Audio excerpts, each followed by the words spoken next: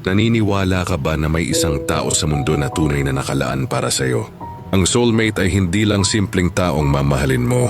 Siya ang taong magpapaalala sa'yo kung sino ka talaga at magtutulak sa iyong sundan ang tunay mong layunin sa buhay.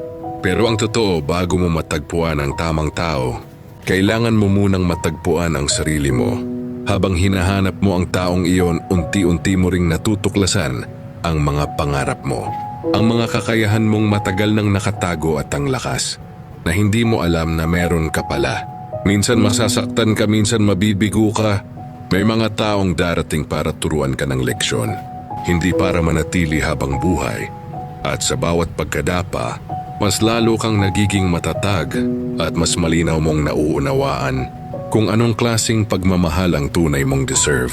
Sabi nga, kapag may bagay kang tunay na ninanais, buong universo ang kikilos upang matulungan kang makamit ito.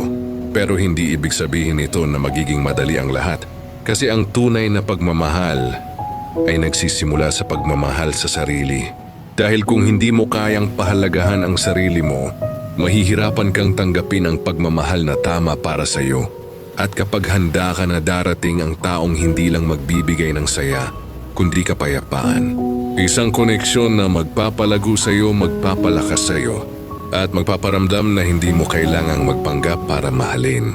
Dahil ang tunay na soulmate ay hindi lang taong pipili sa iyo, kundi taong tutulungan kang maging mas mabuting bersyon ng sarili mo.